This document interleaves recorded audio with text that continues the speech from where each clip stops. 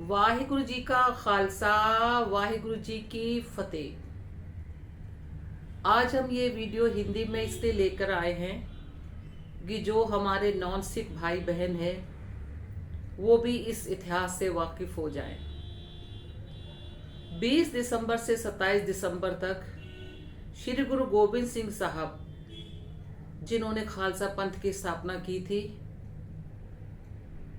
उनका पूरा परिवार धर्म और मानवता की रक्षा के लिए कुर्बान हो जाता है।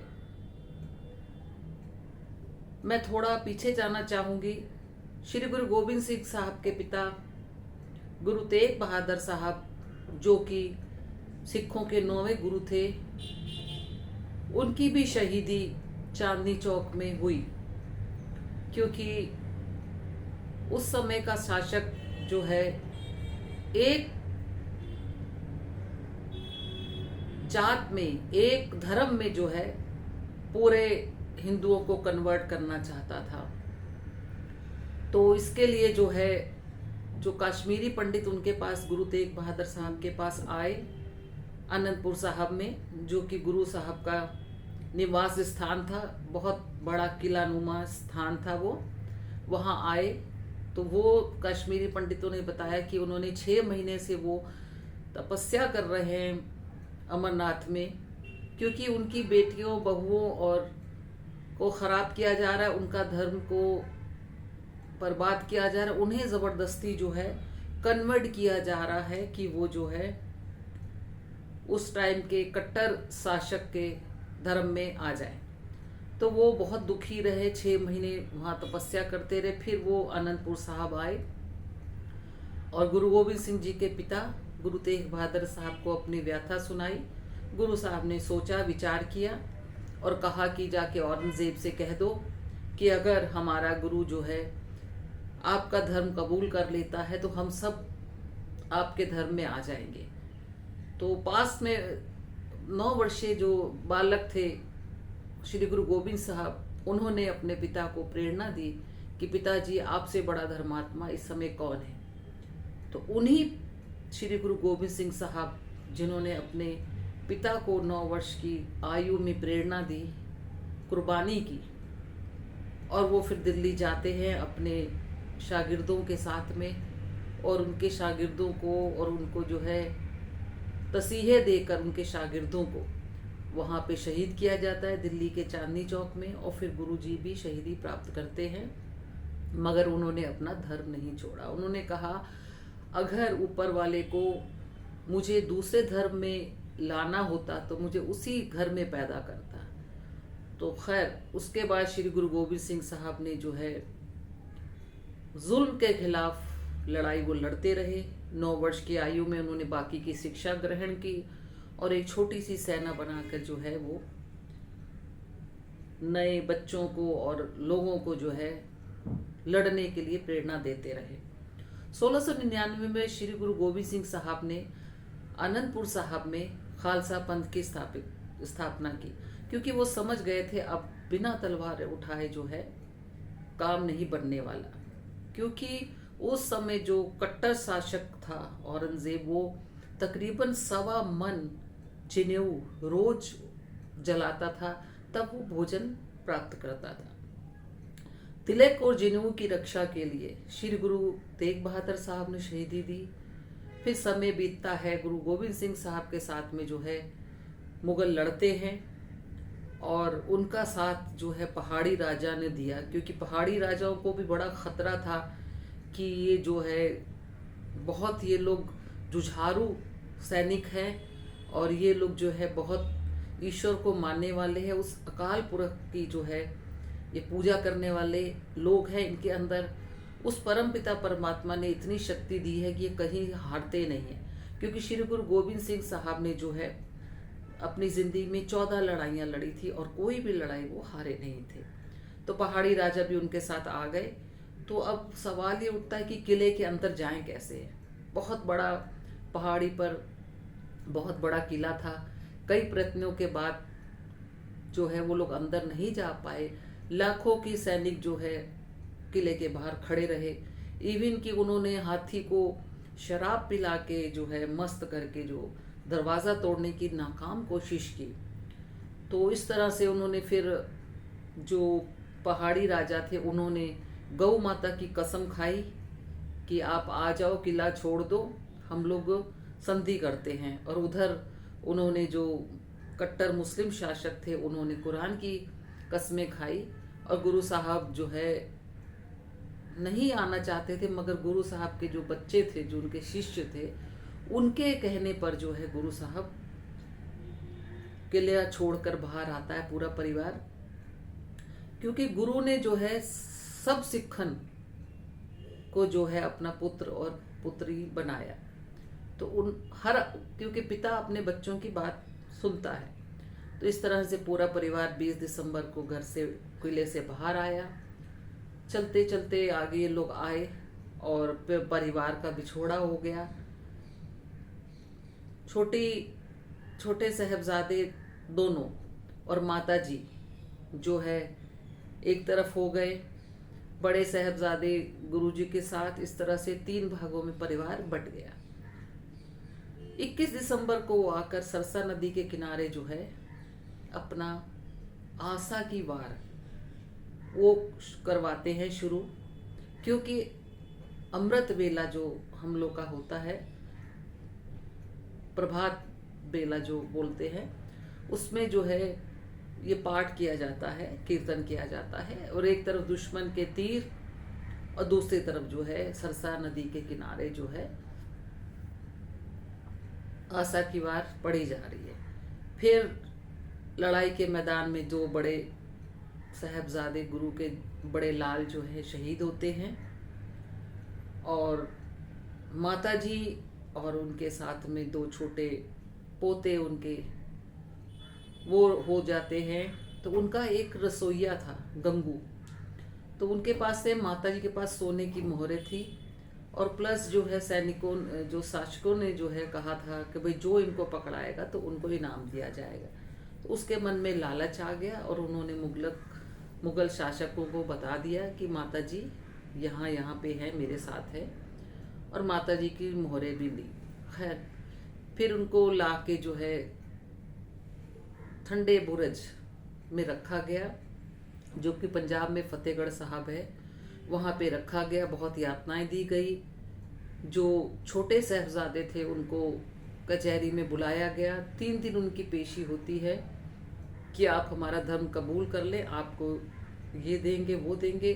क्योंकि बच्चे लोग जो है बहक जाते हैं, लालच में आ जाते हैं। तो वो बच्चे नहीं थे, वो बहुत ऊंची रूह थे, वो हम लोग के लिए बहुत बहुत बहुत ऊंचा स्थान रखते हैं। तो वो लोगों ने कत्ल होना मंजूर किया मगर झुकना मंजूर नहीं किया। और उनको जो है जिंदा नीहों में चुनवा दिया गया। कहा जाता है कि नीहों से जो है पाठ की आवाज़ आ रही थी।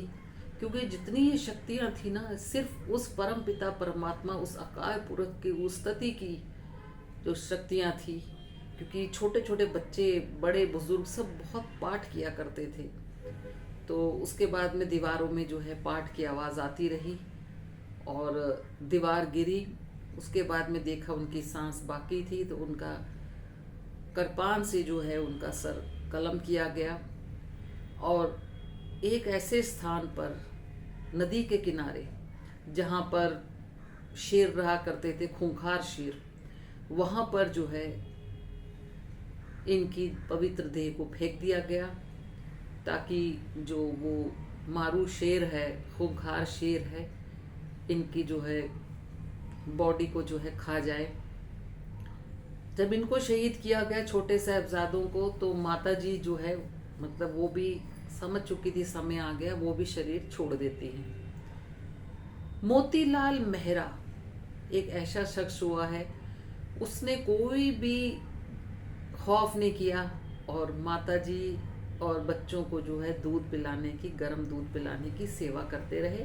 क्योंकि उस टाइम पे अगर कोई भी गुरु के साथ में कुछ अच्छा करता था या उनकी मदद करने की कोशिश करते थे, तो उनको जो है कोलू में पीस दिया जाता था, उनको सजाए मौत दे दी जाती थी, मगर धन धन वो बाबा लोग हैं, वो संत सेवक हैं जिन्होंने गुरुओं के परिवार की मदद की, और वहाँ पे बॉडी फेंक दी जाती है। तो उस टाइम का जो शासक था उसके पास में टोडरमल, सिख इतिहास में जो है एक नॉन सिख आए, तो उन्होंने कहा कि मुझे ज़मीन दो। तो उन्होंने, वहाँ के जो लोकल शासक था उसने बोला कि आपको जितनी ज़मीन चाहिए उस ज़मीन पर जो है आप सोने की मोहरें बिछा दें, तो हम आपको उतनी ज़मीन दे देंगे, उस पर आप अंतिम संस्कार करें। फिर उसका मन लालच में आ गया, तो उसने बोला नहीं, मोहरों को खड़ी करके आप दें, उतना हम उतना बाय उतने के, जहाँ तक मोहरें फैलेंगी उतना हम ज़मीन आपको देंगे। तो टोडरमल जी ने अपना सब कुछ बेचकर जो है वो ज़मीन जो है मोहर गोल्ड सोने की खड़ी करके वो ज़मीन खरीदी। दुनिया के इतिहास में जो है इतनी महंगी ज़मीन नहीं बिकी। फिर वहाँ पर जो है उनका अंतिम संस्कार किया गया, और आज भी वो जगह आप जाओगे तो आपको महसूस होगा कि वहाँ पर आज भी हम उनको महसूस कर सकते हैं। 27 दिसंबर को उनका सज़ा उनको सुनाई गई, और 28 दिसंबर को जो है उनका संस्कार हुआ। और आप विश्वास करेंगे, जो खूंखार शेर था वो पूरी रात जो है इन पवित्र देह की रक्षा करता रहा, पहरा देता रहा। आज भी आप उस स्थान पे जाएंगे तो उस गुरुद्वारे में, जहाँ का गुरु के लालों का स्थान है, वहाँ पर शेर की मूर्तियाँ बनाई गई हैं, और उनके ऊपर भी उनको बाकायदा कपड़े वगैरह पहनाए गए हैं। तो जब गुरु साहब की माता जी चली तो उनके पास में तो राजा महाराजा थे, ये लोग, सोने की मोहरें थी, तो उनके साथ में गंगू था, उनका कुक था। तो उसने देख लिया माता जी के पास सोने की मोहरें हैं, उसको लालच आ गया। और प्लस वहाँ के जो शासक थे उन्होंने अनाउंस किया हुआ था कि अगर गुरु के परिवार के जो लोगों को, बच्चों को पकड़ाएगा, माता जी को या उनके परिवार के लोगों को पकड़ाएगा, उनको सरकारी जो उस टाइम की जो इन लोग की सरकार थी वो इनाम देगी। तो इस तरह गंगू ने जो है माता जी की सूचना शासक को दी। पूरा परिवार जो है शहीद हो गया, 4 साहिबजादे, माता जी, कई सिंह शहीद हो गए। और उससे पहले तो उनके पिता शहीद हुए ही थे, और फिर गुरुजी वहाँ से चले और ताली बजाई और ईश्वर का शुक्राना किया कि हे परम पिता परमात्मा, मैंने तेरी एक किश्त लौटा दी है। बच्चों को जो धर्म के लिए निछावर किया, तो उन्होंने परमात्मा का धन्यवाद किया कि किश्त आपकी लौटा दी है। और फिर वो जो है माछीवाड़ों के जंगलों से होते होते जो है नांदेड़ साहब पहुंचे। इतिहासकार बताते हैं कि बीबी हरशरण कौर, कुछ लोग शरण कौर लिखते हैं, कुछ लोग हरशरण कौर लिखते हैं। बीबी मतलब लेडीज को जो है रिस्पेक्ट में बीबी कहा जाता है सिख धर्म में। तो उन्होंने देखा कि अनेक अनेक अनेक शहीदों की बॉडी पड़ी है, इवन की गुरु साहब के साहबजादे भी पड़े हैं बिना कफन के। तो उस माता ने हमारी हिम्मत करके जो है शहीदों का जो है अंतिम संस्कार किया। मुगलों ने देखा तो इतने वो लोग क्रोध में आ गए। फिर बाद में उन्होंने उस माता को, हमारे जो संस्कार कर रही थी, उनको भी अग्नि में जिंदा जला दिया। तो इस तरह का इतिहास जो है सिख धर्म का है। 20 से 27 दिसंबर, 28 दिसंबर को अंतिम संस्कार। तो ये दिन जो है सिख पंथ के लिए यह पूरी मानवता के लिए एक दर्द भरे दिन है। आज सरकारों को बताया गया है और सरकार जो है वीर बाल दिवस मना रही है, क्योंकि कहीं ना कहीं मिसअंडरस्टैंडिंग है या उनको अज्ञानता है कि वो बाल नहीं थे, क्योंकि बच्चे ऐसा काम कर ही नहीं सकते। वो बहुत ऊंची ऊंची रूह थे, वो हम लोग के लिए बाबाओं से कम नहीं थे, तो बाल नहीं थे। सबसे पहले तो इसको हमें करेक्शन करना पड़ेगा, सरकार को बताना पड़ेगा।